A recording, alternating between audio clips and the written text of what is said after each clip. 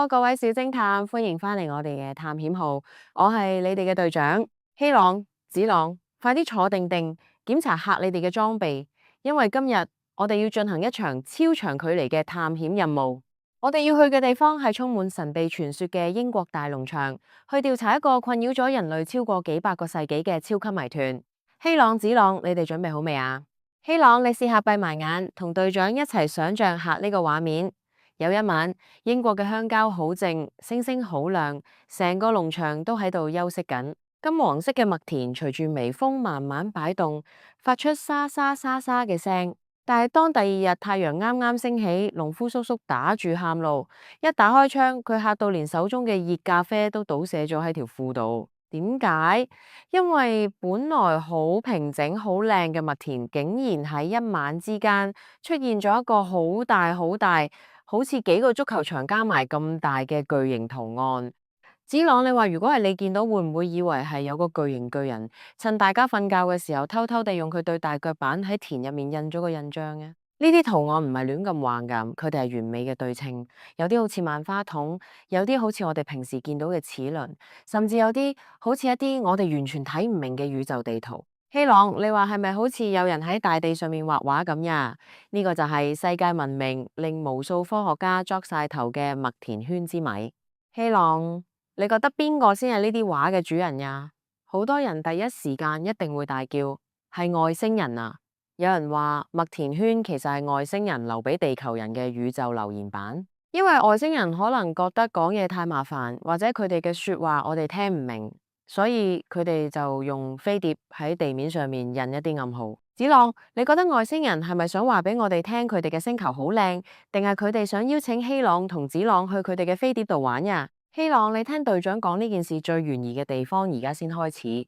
有一啲喺農場附近住嘅人，佢哋分享咗一啲好驚人嘅經歷。佢哋話喺麥田圈出現之前嗰幾分鐘，空氣會變得好奇怪，好似突然之間變重咗，連呼吸都覺得有啲壓力。跟住農場啲狗會無端端開始對住空地狂吠，但係嗰度明明乜嘢都冇。最驚人嘅係有守夜嘅農夫話，佢見到天上面有幾粒好似網球咁大，發住強光嘅白色小球，佢哋完全冇引擎聲，好似有生命咁喺麥田上面快速飛過，仲會做出啲好高難度嘅轉彎動作。子朗，你想象下，嗰啲小光球就好似精靈咁喺麥田上面跳舞，佢哋飛過嘅地方，啲麥草就好似收到了命令咁，砰一聲整整齊齊咁倒低。成個過程可能連10秒鐘都唔使，一個幾百尺大嘅圖案就咁完成咗。希朗，你話外星人係咪用緊一啲我哋想象唔到嘅光之畫筆喺度畫畫呀？希朗、子朗，我哋而家要再深入啲去睇下科學家嘅調查結果，呢度嘅內容會令你哋覺得好不可思議。有科學家帶埋顯微鏡同儀器入去麥田圈入面，佢哋發現咗一啲連現代工廠都未必整到嘅嘢。首先，呢啲麥草唔係被壓爛啦，佢哋嘅關節位置竟然好似被微波爐叮過咁，由入面爆開咗一個細細嘅窿位，但係表面竟然仲係綠色，仲可以繼續生長除。希朗，你試下諗下，如果要將成千上萬棵麥草同時叮熱，但係又唔燒焦佢哋，呢種能量要幾精準先做到？子朗，仲有更古怪嘅事，有科學家喺麥田圈嘅泥土入面發現咗一啲極細粒，用肉眼幾乎睇唔到嘅磁性粒子。呢啲粒子好似係一啲微型隕石嘅碎片，只有喺極高溫同極強磁場嘅情況下先會產生。希朗，你話係咪飛碟嘅引擎喺運作嘅時候留低咗呢啲太空灰塵喺我哋地球嘅？講到呢度，小偵探，我哋一定要講嚇入到去麥田圈中心嗰種心跳加速嘅感覺。希朗，有好多人行入去之後，會突然之間覺得頭暈暈地，或者覺得耳鳴。而子朗，如果你帶住你最中意嘅電動玩具入去，你可能會發現佢無端端自己喐，或者突然之間冇晒電。最出名嘅例子係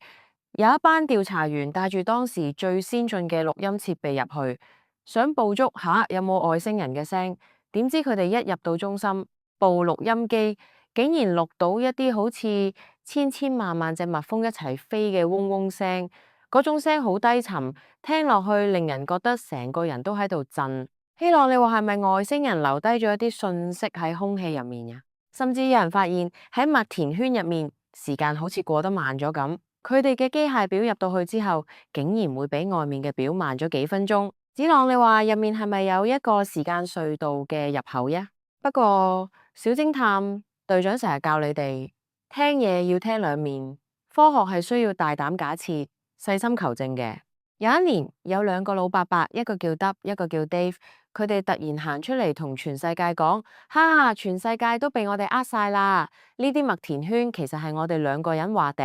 佢哋示範咗用一塊簡單嘅木板、一條繩同埋一個戴喺頭上面嘅帽子，用嚟對準方向就可以喺半夜壓平啲麥草，整出好靚嘅圖案。希朗，你信唔信兩個人可以喺一個黑麻麻嘅夜晚，完全冇人發覺，仲要避開農場啲守衛犬，喺短短幾個鐘頭入面畫出一個複雜到連電腦都要計好耐先畫到出嚟嘅幾何圖案？雖然有好多麥田圈證實咗真係人類嘅惡作劇，但係希朗、子朗，你哋要諗一諗，老伯伯點樣解釋啲麥草關節爆開嘅現象呢？佢哋又點樣令到指南針失靈呢？仲有嗰啲神秘嘅白色光球同埋微型隕石灰塵，老伯伯嘅木板同繩應該整唔到呢啲嘢出嚟，係咪？而且麥田圈唔止出現喺英國喎，喺意大利、德國甚至日本都有發現過呢啲神秘圖案。有啲圖案甚至出現喺落雪嘅地方，但係雪地上面完全冇人類行過嘅腳印。希朗，你話如果冇腳印，啲畫點樣畫上去遠呢？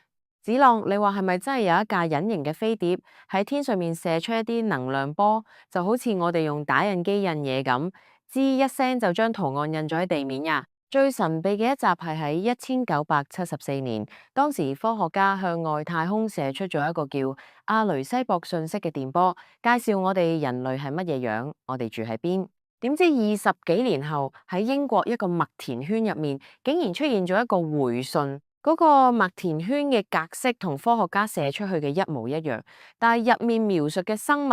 竟然係大頭大眼，而且基因結構同我哋有啲唔同。希朗，如果呢個真係外星人嘅回信，咁佢哋真係好聰明，識得用返我哋嘅方法同我哋溝通喎。希朗，你話佢哋係咪正喺度等緊我哋去係佢哋啊？希朗、子朗，今日嘅麥田超級任務暫時告一段落。你哋覺得邊個先係真正嘅大地畫家？係頑皮嘅老伯伯，定係來自遙遠星系想同我哋做朋友嘅外星藝術家？希朗，你今晚不如試下喺張紙度畫一個你覺得最靚嘅宇宙暗號，聽日話俾隊長聽你想代表地球同外星人講啲乜？